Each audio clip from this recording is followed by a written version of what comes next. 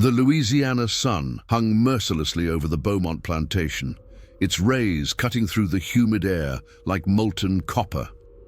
The tobacco fields stretched endlessly toward the horizon, their broad leaves swaying in the oppressive heat that made every breath feel like drowning. Among the rows of green bent figures moved with mechanical precision, their dark skin glistening with sweat that had long since stopped providing relief. Jonah wiped his brow with the back of his hand, leaving a streak of dirt across his forehead. At 17, his body bore the marks of a lifetime in bondage. Scars crisscrossed his back like a roadmap of suffering, and his hands were permanently stained with tobacco juice and soil. His eyes, however, remained sharp and alert, constantly scanning the fields for any sign of Master Beaumont's approach. "Keep your head down, boy," whispered Samuel, an older slave working the row beside him. His voice carried the weight of 40 years under the whip. "Master's been drinking since breakfast. Saw him stumbling around the big house, cursing about the cotton prices." Jonah's jaw tightened. He had learned to read the signs. The way Beaumont's voice slurred by midday, the heavy footsteps on the porch, the sound of glass breaking against the walls. These were the days when the overseer's whip sang its cruelest songs, when even the smallest infraction could result in a beating that left men unable to work for days. The sound of hoofbeats approached from the direction of the main house. Jonah didn't need to look up to know who it was. The rhythm was too erratic, too aggressive. Master Beaumont rode his horse like he owned the world, which, in this corner of Louisiana, he essentially did. "You there?" Beaumont's voice cracked like thunder across the field. "The boy with the scarred back." Jonah's blood ran cold. He straightened slowly, his hands still gripping the tobacco leaves he'd been harvesting.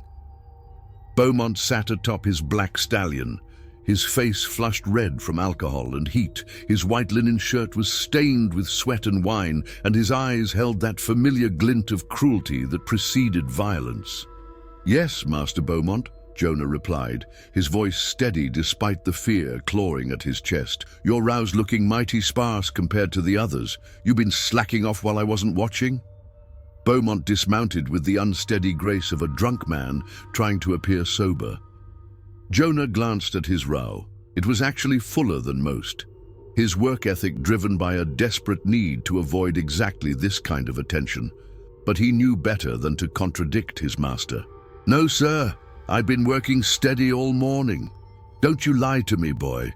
Beaumont's hand moved to the coiled whip at his belt. "I think you need a reminder about what happens to lazy slaves on my plantation." The other workers had stopped their harvesting, though they kept their eyes fixed on the ground. They had all witnessed these scenes before, the arbitrary accusations, the inevitable punishment, the way Beaumont seemed to feed off their fear and pain. "Please, master." Samuel stepped forward, his voice trembling. "The boy's been working hard. We all seen it. Maybe if you just—" The crack of Beaumont's whip cut through the air, catching Samuel across the chest and sending him stumbling backward. "Did I ask for your opinion, old man? Get back to work before I give you what's coming to the boy."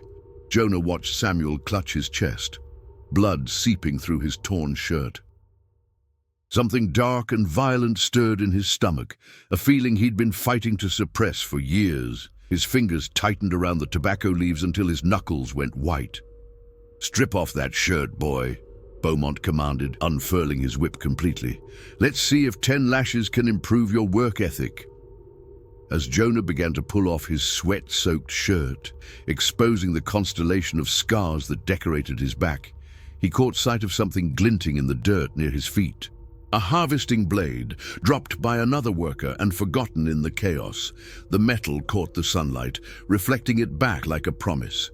The whip whistled through the air, and Jonah's world exploded in fire and pain. The lash tore across Jonah's back with the sound of ripping fabric, opening fresh wounds over old scars. He bit down hard on his tongue to keep from crying out, tasting copper as blood filled his mouth. Behind him, he could hear Beaumont's labored breathing, the man working himself into a frenzy with each strike. "Count them out, boy," Beaumont snarled. "I want to hear you say each number." 1, Jonah whispered, his voice barely audible. The second lash came harder than the first, crossing the initial wound and sending streams of blood down his spine. "Louder! 2!" Jonah's voice cracked, but he forced the word out. Around them, the other slaves continued their work with desperate intensity, knowing that any pause or glance in their direction could make them the next target. The only sounds were the whistle of the whip, Jonah's forced counting, and the wet slap of leather against flesh. By the 5th lash, Jonah's legs were shaking. By the 7th, he could feel warm blood pooling in his shoes. But it was the 8th strike that changed everything, not because it was harder than the others, but because of what Beaumont said as he delivered it. "This is for your uppity mother." The whip cracked. Should have sold her south when she started getting ideas above her station. Jonah's counting stopped. His mother, Celia, had been sold to a sugar plantation in Mississippi 3 years ago after she dared to ask Beaumont for an extra blanket during a particularly harsh winter. He hadn't seen her since, didn't even know if she was still alive. The mention of her name sent a rage through him that burned hotter than the wounds on his back. "I said count, boy!" Beaumont raised the whip again, but Jonah was no longer listening. His eyes had found the harvesting blade in the dirt, its curved edge designed for cutting through tough tobacco stems. In that moment, staring at the tool that had spent countless hours in his hands, he made a decision that would echo through the plantation like thunder. 9, he said quietly, then dove for the blade. Beaumont, drunk and off balance, didn't react quickly enough. Jonah's fingers closed around the wooden handle just as the master's boot came down where his head had been a second before. Rolling to his side, Jonah swept the blade in a wide arc, catching Beaumont across the back of his calf and sending him tumbling to the ground. "You little bastard!" Beaumont roared, scrambling for the pistol at his belt. "I'll kill you for this!" But Jonah was already moving.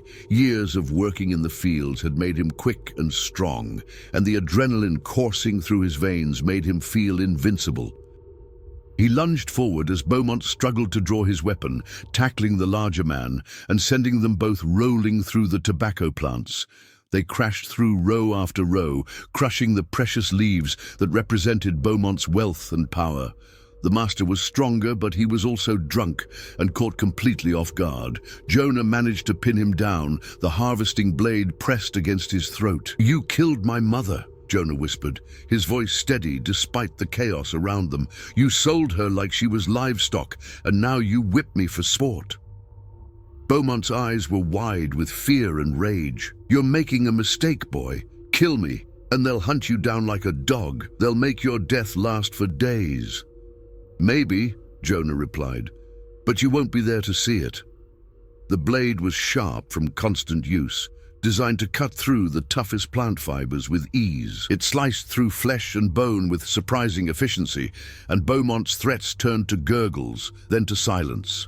When it was over, Jonah knelt in the dirt beside his master's body, blood soaking into the rich Louisiana soil that had been watered with slave sweat for generations. Around him, the tobacco plants swayed in the breeze, their leaves rustling like whispered secrets. The other slaves had stopped working entirely now, staring at the scene with a mixture of horror and something that might have been hope. Samuel was the first to approach, his hand pressed to the wound on his chest. "Lord, have mercy," he breathed. "Jonah, what have you done?" Jonah looked up at the old man, then at the faces of the other slaves gathering around them. Some looked terrified, others seemed almost relieved. But all of them understood that everything had changed in the space of a few heartbeats. "I did what needed doing," Jonah said simply, rising to his feet. The harvesting blade was still in his hand, dripping red onto the tobacco leaves. "Question is, what do we do now?" Word of Master Beaumont's death spread through the slave quarters like wildfire. By evening, every man, woman, and child on the plantation knew what had happened in the tobacco fields. Some whispered prayers of thanksgiving, others wept with fear for what was to come, but all of them understood that their world had been irrevocably changed. Jonah sat in the small cabin he shared with 3 other field hands, methodically cleaning the blood from the harvesting blade. His back still burned from the whipping, but he'd refused to let anyone tend to his wounds. The pain kept him focused, reminded him of why he'd done what he'd done. "They'll be coming for us," said Marcus, a young man about Jonah's age who worked the cotton fields. "Beaumont's got family in New Orleans, business partners. When they find his body tomorrow—" "They'll find it tonight," interrupted Samuel from his place by the window. The old man had been keeping watch since sunset, his eyes scanning the darkness for any sign of approaching riders. Overseer Jenkins went to the big house looking for the master around supper time. Found the door locked and no answer when he called. Jonah looked up from his blade. "How long before he breaks down the door?" "Already did," Samuel replied grimly. "Saw him riding out about an hour ago, heading toward town. He'll be back with the sheriff and a posse before midnight." The cabin fell silent, except for the sound of cicadas and the distant lowing of cattle. Outside, Jonah could see other slaves moving between the quarters, some packing what few belongings they had, others simply sitting on their porches and staring into the night. "We could run," Marcus suggested. "Head north. Try to make it to free territory." "With what?" Samuel laughed bitterly. "We got no money, no papers, no idea which way is north once we get past the plantation boundaries. And they got dogs, horses, guns. How far you think we'd get? Further than we'll get sitting here waiting for them to string us all up," Marcus shot back. Jonah stood and walked to the window, peering out at the moonlit fields where he'd spent most of his life. The tobacco plants looked different now somehow, less like a prison and more like a battlefield where the first shot had already been fired. "They won't hang all of us," he said quietly. "Too much money invested. But they'll want to make an example, show the other plantations what happens when slaves get ideas." "They'll hang you for sure," Samuel said. "Probably me too for speaking up. Maybe a few others, just to spread the fear around." "Then we don't give them the chance." Jonah turned back to face the others. "We finish what I started." Marcus stared at him. "You talking about killing more white folks? I'm talking about taking control of our own fate." Jonah's voice was steady, but there was something burning in his eyes that made the others lean back. Beaumont's dead, but his overseer's still alive. So are his house servants, his stable hands, anyone who might try to stop us from walking out of here free men. "That's madness," Samuel whispered. "Even if we could do it, where would we go? What would we do? We'd figure it out as free men instead of dying as slaves." Jonah picked up the harvesting blade and slid it into his belt. "I'm not asking anyone to follow me, but I'm not running, and I'm not waiting around to be hanged for killing a man who deserved to die." Before anyone could respond, the sound of hoofbeats echoed across the plantation. Not the single horse of an overseer, but multiple riders moving fast. Samuel pressed his face to the window, then quickly pulled back. "Riders coming up the main road," he hissed. "Looks like a dozen men, maybe more. They got torches." Jonah felt his heart begin to race, but his voice remained calm. "Then it's too late to run anyway. Marcus, you still got that axe you use for splitting wood?" "Yeah, but—" "Get it. Samuel, you know where Jenkins keeps his rifle?" The old man nodded reluctantly. "In the overseer's house above the fireplace." "Good." Jonah moved toward the door, then paused. "Anyone who wants to stay here and take their chances with the posse is welcome to. But anyone who's tired of living on their knees is welcome to stand with me." He stepped out into the night, and after a moment's hesitation, Marcus followed. Then Samuel, moving slowly but with determination. One by one, other slaves emerged from their cabins, some carrying tools that could serve as weapons, others simply standing empty-handed but resolute. The sound of hoofbeats was getting closer, and Jonah could see the glow of torches through the trees. Soon, the riders would reach the main house and discover that their quarry was not cowering in the slave quarters, waiting to be captured. Instead, they would find something that no plantation owner in Louisiana had ever faced before: slaves who had decided they would rather die fighting than live in chains. The harvesting blade felt warm in Jonah's hand as he led his people toward the overseer's house, where Jenkins kept his weapons and his authority. Behind them, the tobacco fields rustled in the night breeze, their leaves whispering secrets of blood and rebellion. The overseer's house sat like a white sentinel between the slave quarters and the main plantation house, its windows glowing with lamplight. Jenkins had returned from town and was pacing the front porch, a rifle cradled in his arms as he waited for the posse to arrive. He was a lean, weathered man who had spent 20 years keeping slaves in line through fear and violence. But tonight, there was something different in his movements. A nervous energy that spoke of a man who knew his world was about to change.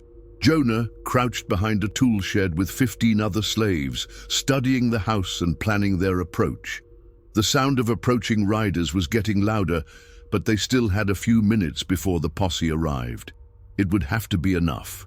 "Samuel, take 3 men and circle around to the back," Jonah whispered. "When you hear me call out, break down the rear door and secure any weapons you find. Marcus, you and the others spread out along the tree line. If any of those riders try to escape, don't let them." "What about you?" Samuel asked. Jonah's hand tightened on the harvesting blade.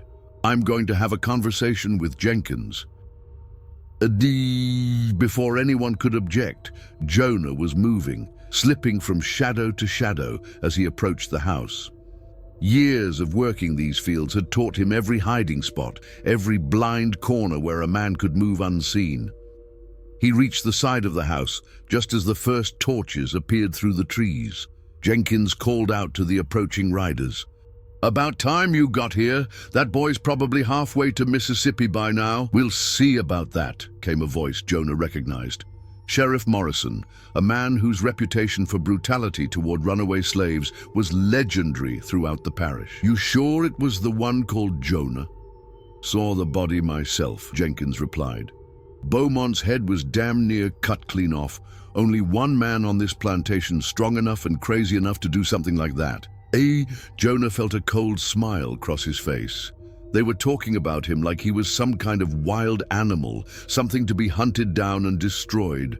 They had no idea that he was close enough to hear every word, close enough to reach out and touch Jenkins if he wanted to. The posse rode into the yard, 12 men on horseback, all armed with rifles and pistols. Sheriff Morrison dismounted and walked up to the porch, his spurs jingling with each step. "We'll search the quarters first," Morrison said.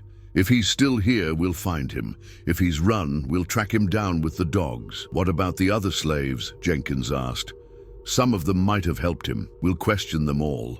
Anyone who looks suspicious gets a taste of the rope." Morrison's voice was casual, as if he were discussing the weather. "Might string up a few just to make sure the message gets across." That was when Jonah stepped out of the shadows. "No need to search," he called out, walking slowly toward the porch. "I'm right here." The effect was immediate and dramatic. Jenkins spun around, raising his rifle, while the mounted men reached for their weapons. But Jonah kept walking, his hands visible and empty, except for the harvesting blade hanging from his belt. "You got some brass, boy," Sheriff Morrison said, drawing his pistol but not yet aiming it. "Walking right up to us like this. You figure on surrendering?" "I figure on talking," Jonah replied, stopping about 10 feet from the porch. "You want to know why I killed Beaumont? I'll tell you." "Don't much care why," Morrison said. "Murder's murder, regardless of the reason." "Is it?" Jonah's voice carried clearly across the yard. "When a man beats another man to death slowly over years, is that murder? When he sells a woman away from her children because she asked for a blanket, is that murder? When he works people to death in his fields and replaces them like broken tools, what do you call that?" "I call it business," Jenkins snarled, "and you're about to pay for interfering with it." "Maybe," Jonah said, "but not alone." That was the signal. Samuel and his men burst through the back door of the house, while Marcus and the others emerged from the tree line, surrounding the mounted posse. The slaves were outnumbered and outgunned, but they had the advantage of surprise and the desperate courage of people with nothing left to lose. The yard erupted in chaos. Jenkins fired his rifle, the shot going wide as Samuel tackled him from behind. Sheriff Morrison's horse reared as Marcus swung an axe at its legs, sending the lawman tumbling to the ground. Gunshots cracked through the night air, mixing with shouts and screams as slaves and white men fought hand to hand in the flickering torchlight. Jonah drew his harvesting blade and moved toward Morrison, who was struggling to get back on his feet. The sheriff saw him coming and raised his pistol, but Jonah was already too close. The blade caught Morrison across the wrist, sending the gun spinning away into the darkness. "You made a mistake coming here," Jonah said, pressing the blade to Morrison's throat. "Should have stayed in town where you belong." Around them, the battle was turning in favor of the slaves. Years of hard labor had made them strong, and desperation had made them fearless. One by one, the posse members were being overwhelmed, their weapons taken and turned against them. But Jonah knew this was only the beginning. By morning, word would spread throughout the parish. More men would come, better armed and better prepared. The slaves had won this battle, but the war was just starting. "What now?" Samuel asked, breathing hard as he stood over Jenkins's unconscious form. Jonah looked around at the faces of his people, some triumphant, others terrified by what they'd done. They had crossed a line tonight that could never be uncrossed. There was no going back to the way things were. "Now we take the plantation," he said simply.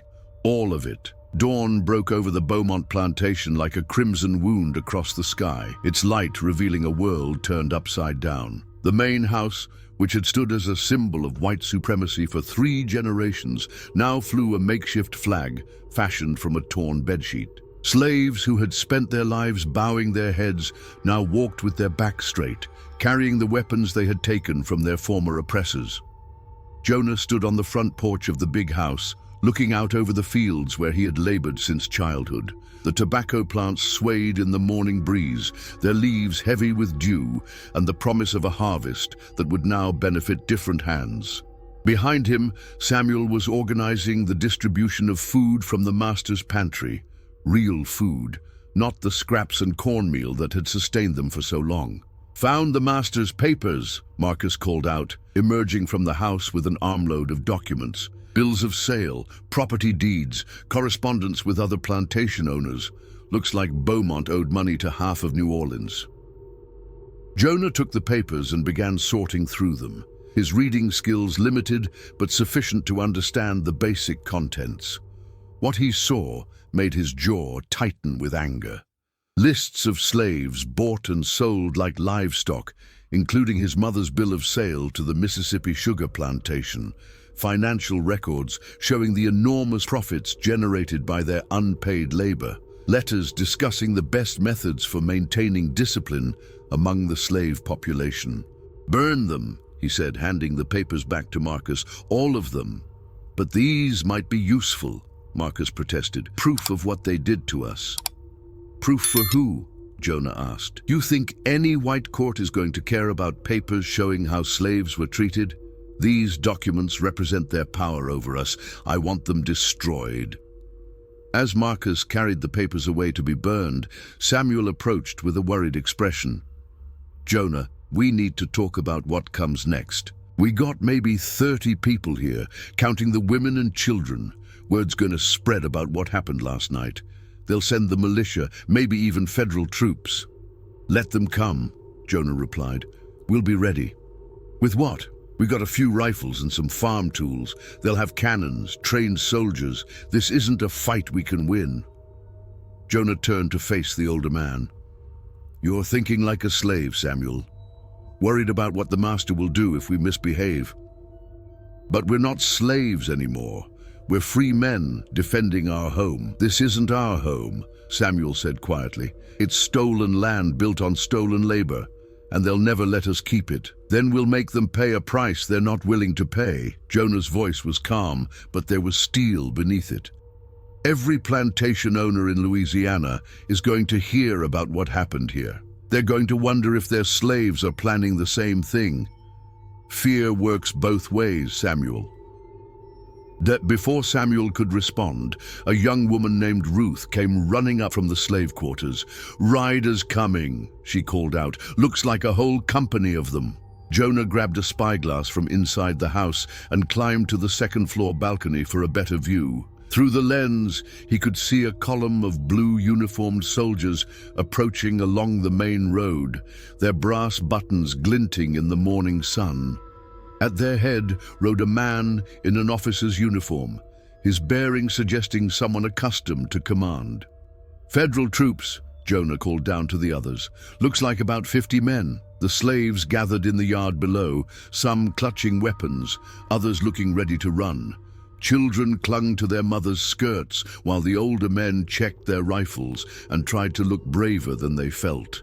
"We could still run," Marcus suggested. "Scatter into the swamps, try to make it north." "No," Jonah said firmly, climbing back down to join them. "Running means they win, means every other slave in Louisiana learns that resistance is hopeless. Staying means we die," Samuel pointed out. "Maybe. But we die as free men, not as property." Jonah looked around at the faces of his people who had followed him this far, who had trusted him enough to risk everything. "I won't order anyone to stay. Anyone who wants to leave can go now, with my blessing. But I'm not running anymore." One by one, the slaves made their choice.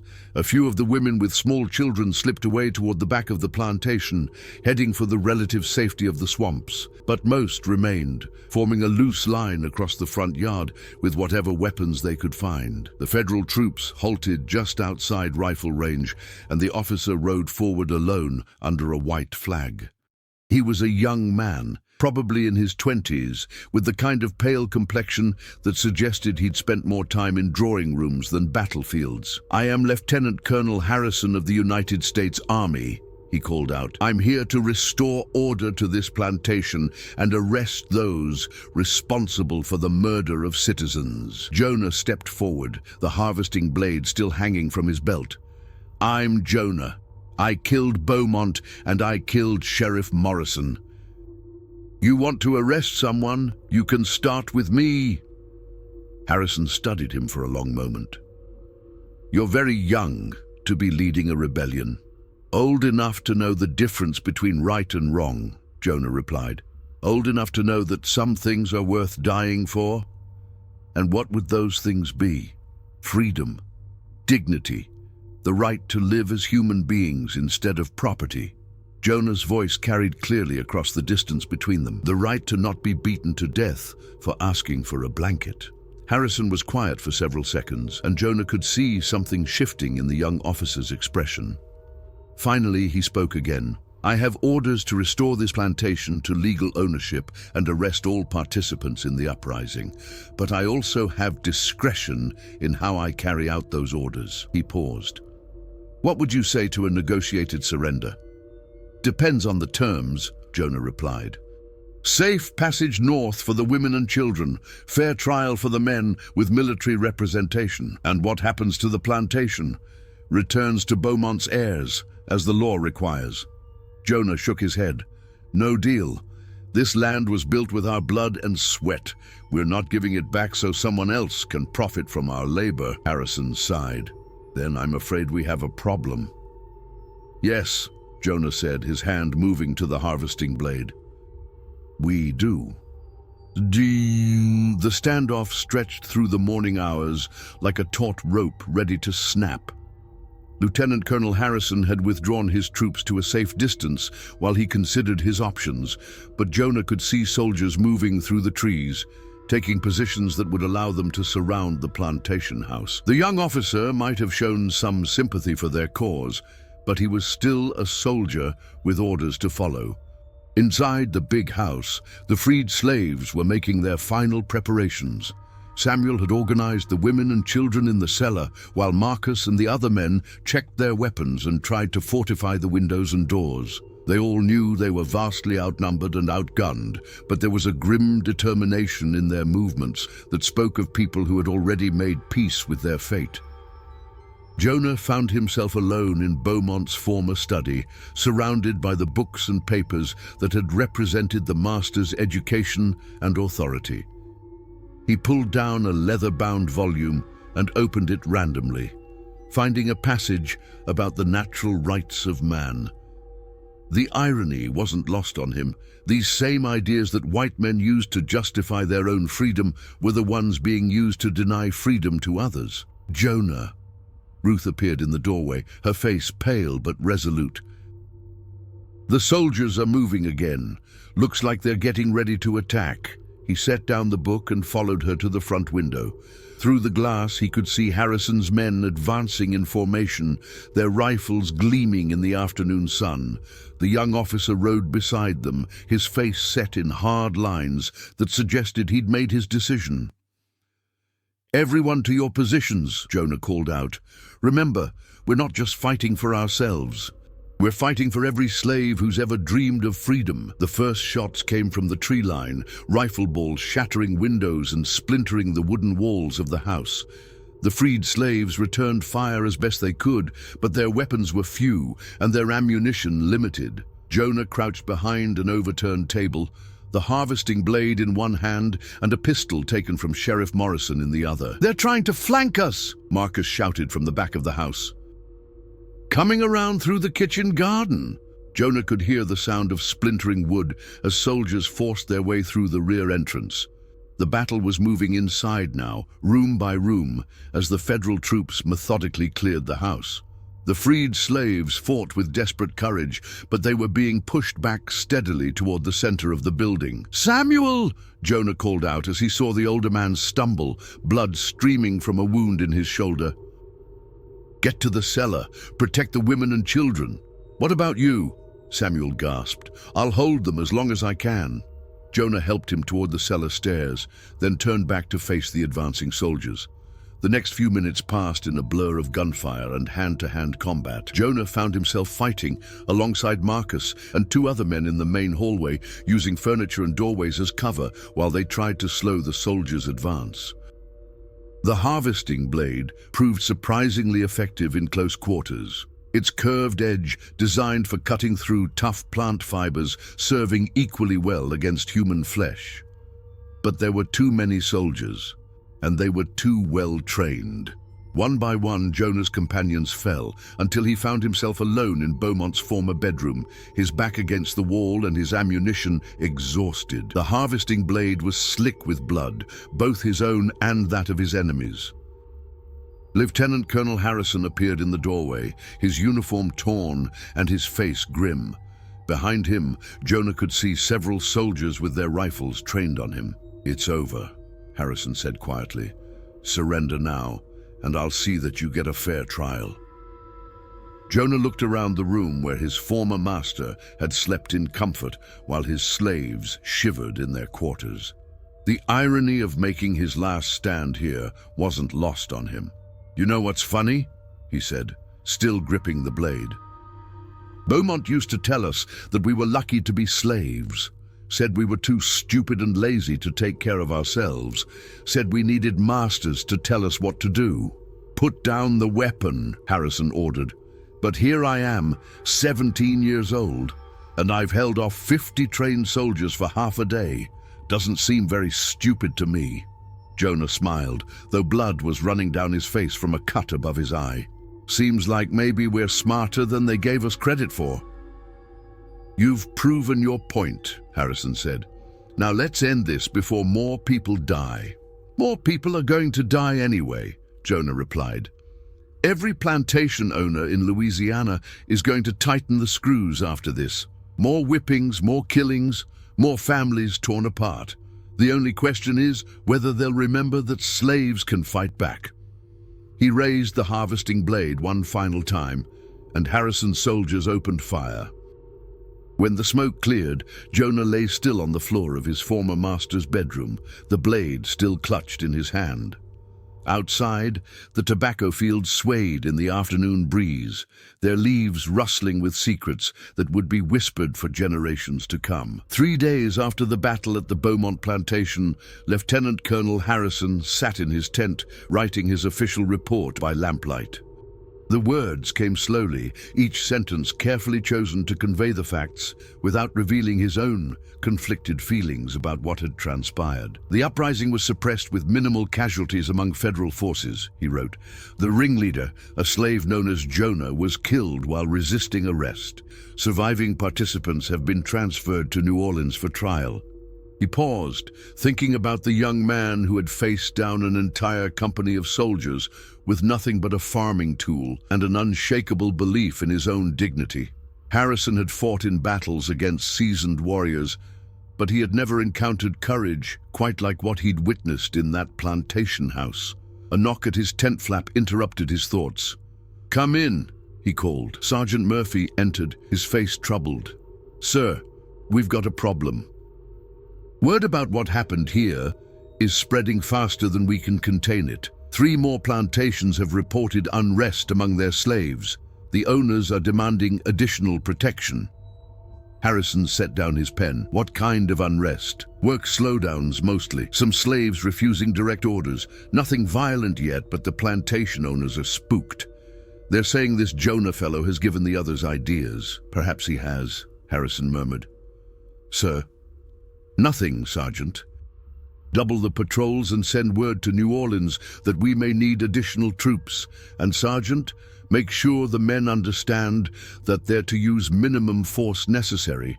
We're here to keep the peace, not to start a war." As Murphy left, Harrison returned to his report. But instead of continuing with the official language, he found himself writing something else entirely, a personal letter to his father, a congressman from Massachusetts who had always opposed slavery.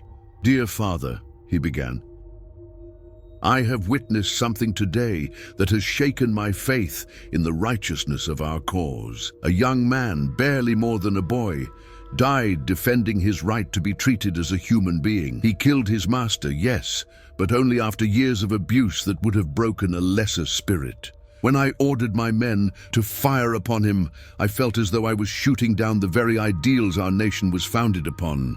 Miles away, in the slave quarters of the Riverside plantation, an old woman named Mama Celia gathered the children around her as she did every evening.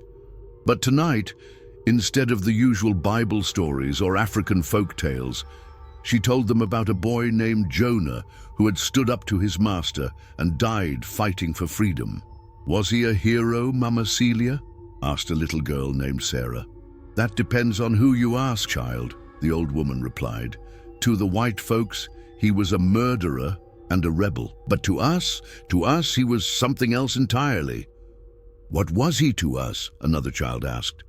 Mama Celia looked around at their eager faces, these children who would grow up in bondage unless something changed. "He was proof," she said simply. "Proof that we don't have to accept what they tell us we are.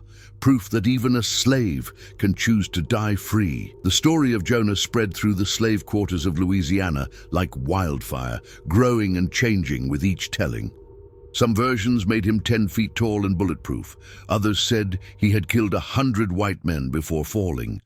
But the core of the story remained the same. A young slave who had said no more and meant it. In New Orleans, the surviving members of the uprising were put on trial in a courthouse packed with curious spectators. Samuel, his arm still in a sling from his wound, testified about the conditions on the plantation and the events that had led to the rebellion. His words were carefully recorded by court stenographers, creating an official record of slave testimony that was almost unprecedented in Louisiana legal history. "The boy Jonah," Samuel said when asked about the uprising's leader, "he wasn't no different from any of us at first. Worked hard, kept his head down, tried to stay out of trouble, but something broke inside him the day they sold his mama. After that, he was like a man with nothing left to lose." The trial lasted 3 days and ended with predictable verdicts. Death sentences for the men who had actively participated in the fighting, prison terms for those who had merely failed to stop it. But the testimony had been heard, and the newspapers had printed every word. For the first time, white readers throughout the South were confronted with detailed accounts of plantation life from the slaves' perspective. The executions were carried out a week later in the public square, attended by thousands of spectators. But even in death, the rebels achieved a kind of victory. Their final words, reported in newspapers across the nation, spoke not of regret, but of hope for future generations. "Tell my children," Samuel said from the gallows, "that their daddy died standing up." In the months that followed, plantation owners throughout Louisiana reported increasing problems with their slaves. Work slowdowns became more common, as did acts of sabotage and defiance. The name Jonah became a whispered rallying cry in slave quarters, a reminder that resistance was possible. Some historians would later argue that the Beaumont plantation uprising was a minor incident, quickly suppressed and forgotten, but they would be wrong. In the tobacco fields, where Jonah had lived and died, the plants continued to grow, their roots drawing sustenance from soil that had been watered with the blood of both oppressor and oppressed. And in the slave quarters throughout the South, children learned new songs and stories, tales of a boy who had picked up a harvesting blade and used it to cut through more than just tobacco stems. He had cut through the myth of slave docility, the lie that bondage was natural and resistance futile. The blade itself was never found. Some said it had been buried with Jonah's body in an unmarked grave. Others claimed it had been hidden away by sympathetic slaves, waiting for the day when another hand would take it up and continue the work he had started. But perhaps the truth was simpler than that, Perhaps the real weapon had never been the blade at all, but the idea it represented, the revolutionary notion that every human being, regardless of the color of their skin or the circumstances of their birth, possessed an inherent dignity that could not be bought, sold, or beaten into submission. That idea, once planted, would prove impossible to kill. It would grow in the darkness of slave quarters and the shadows of cotton fields, spreading from plantation to plantation until it became a force that no amount of violence could contain. Jonah of New Orleans had lived only 17 years, but his legacy would endure for generations, a reminder that sometimes the most powerful weapon against oppression is simply the courage to say no more and mean it. In the end, that may have been the most dangerous thing